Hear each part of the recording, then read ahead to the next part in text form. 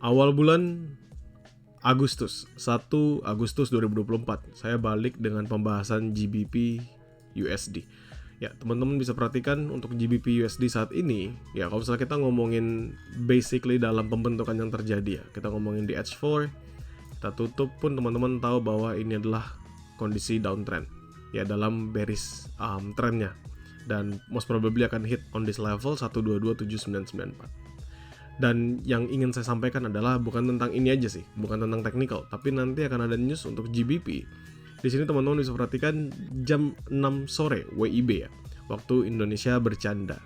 Waktu Indonesia Barat, teman-teman bisa ngelihat BOE MPC forward cut ini sampai BOE interest rate decision. Dan ada kemungkinan jika decisionnya mereka ini menurunkan suku bunga. Apa yang terjadi teman-teman kalau mereka menurunkan suku bunga? It means akan berdampak yang kurang baik sih sebenarnya pada pair mereka sendiri, pada currency-nya. Dan teman-teman bisa bandingkan dengan US dollar yang masih mempertahankan 5.5 dan GBP yang menurunkan jadi 5%. Itu memberikan ruang atau disparitas ya antara interest rate yang diberikan oleh US dengan interest rate yang diberikan oleh UK. Apa yang terjadi? Most probably yang terjadi adalah akan adanya penurunan yang lebih lagi pada GBP USD. Kalau misalnya saya ngomongin basically dalam pembentukan yang terjadi, ya ini kan kalau kita tarik garis seperti ini ya. So there's a potential dia akan nge-retest on this level. Ya, untuk nge-retest di lowernya. Dan menurut saya ini adalah pertanda penurunan lagi bagi GBP USD. Jadi apa yang bisa kita pantau? Menurut saya kalau memang nanti ternyata datanya atau misalnya rilisnya interest rate decision benar-benar diturunkan, maka kita bisa mengantisipasi pergerakan GBP USD dengan selling position.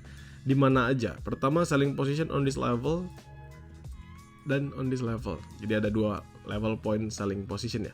Ini dihampat ya teman-teman ya. Saya nggak usah pindahkan ke H1, mungkin teman-teman agak bingung. Jadi saya pakai hampat yang lebih besar time frame-nya, saya ubah jadi candle. Nah, di sini ada area yang nggak pernah di break sama sekali. Dia nge-close gap-nya tapi dia nggak nge-break sama sekali. Kalau misalnya kita ngelihat ini area berapa adalah 1286. Ya, ini saya pasin dulu. Nah, 1286. Harga sekarang itu di 1285. Ya, jadi saya tulis 1286. Harga sekarang itu di 1285, teman-teman bisa perhatikan sendiri.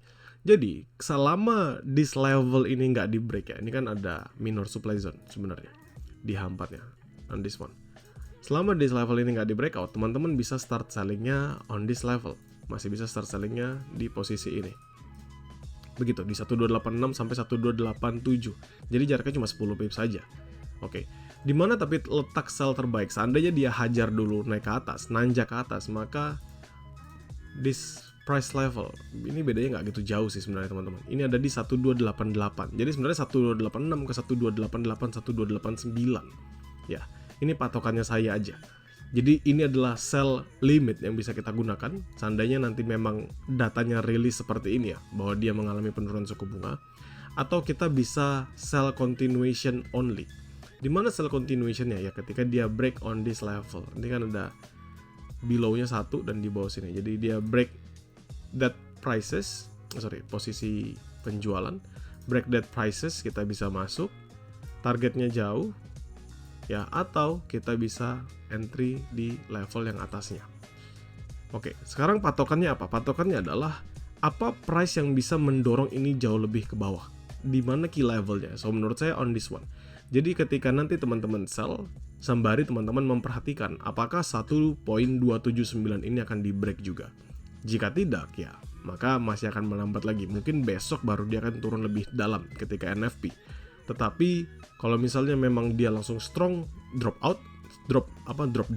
down, maka teman-teman bisa manfaatkan hal tersebut untuk ngehold lebih lama.